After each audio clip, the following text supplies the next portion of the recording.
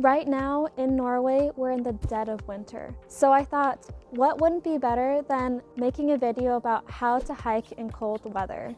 There's so many videos already about how to hike in winter weather, but there aren't that many videos about how to not get tired and hike more efficiently during these cold months. And what wouldn't be better than bringing you guys along on my hike?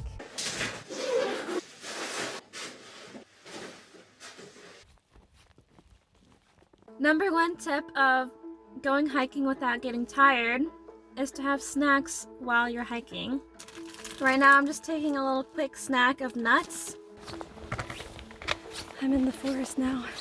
Now when you're cold, your body uses way more energy to keep you warm. So you need to fuel your body with the right food. You can also grill here. The best food to eat when you're hiking is anything loaded in carbs, fat, and protein. Quick carbs are great for snacking on, and fats are great for really long hikes.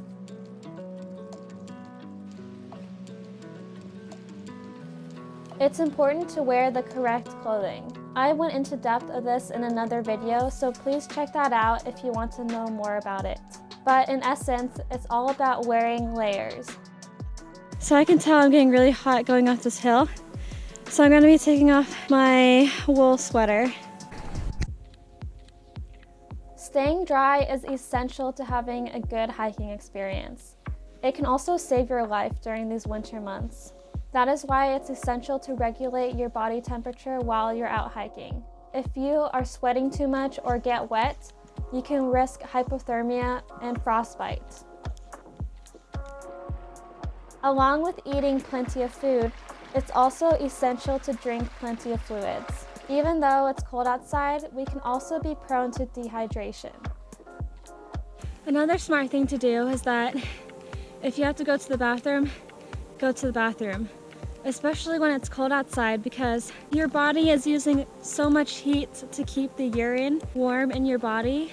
So if you let it out, you'll spend less energy keeping that unnecessary liquid warm.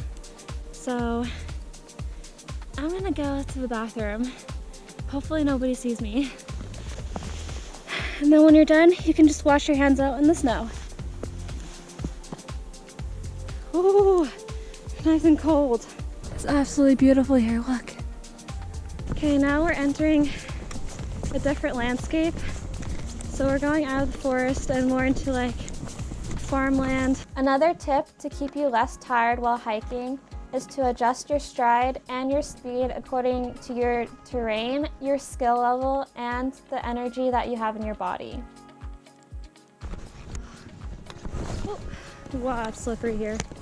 Now I'm adjusting my pace and going slower because I can tell I need to be more careful right here. Now you can see what my face looks like when I struggle. There are several articles and studies that say increasing your stride length while going uphill can lead to more efficient hikes.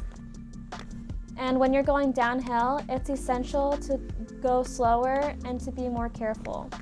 I experienced on this hike that it was very slippery and I had to take smaller strides and to go slower down the hills.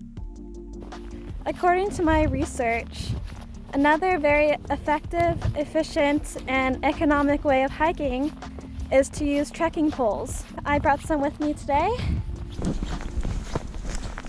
I used my trekking poles to see if there were any holes in the ground because the terrain I was walking in had a lot of rocks in it. Studies have shown that trekking poles can make your hikes more economical and efficient while going uphill. Oh shoot, I should have brought sunglasses and my eyes are starting to hurt. My eyes are doing weird things. Another item that is important to bring with you are sunglasses.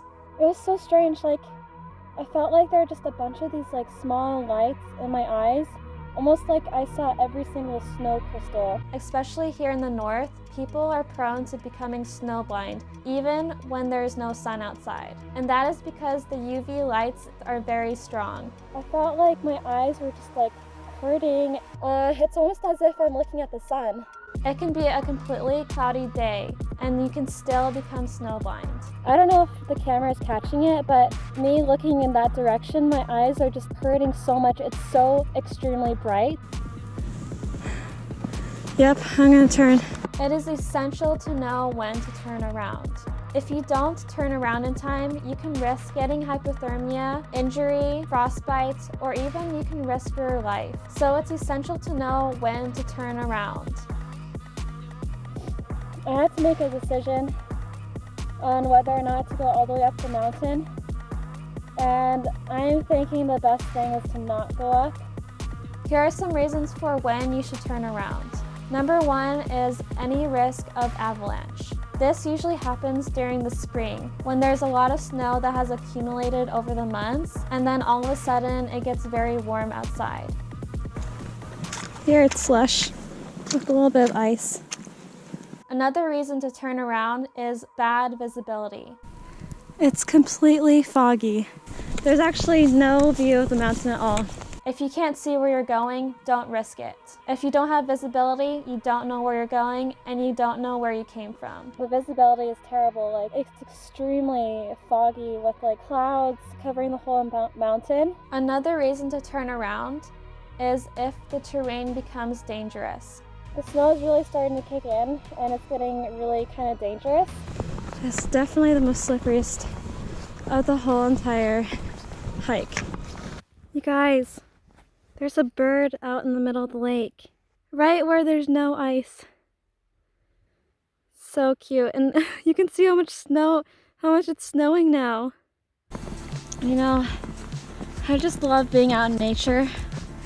It is honestly probably one of the best things in the whole entire world.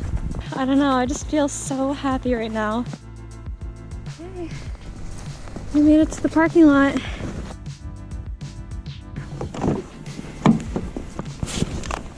We made it back, and that was such a nice hike. If you like this video, please give it a like and comment down below if you have any questions. Also, feel free to subscribe if you want to see more videos like this.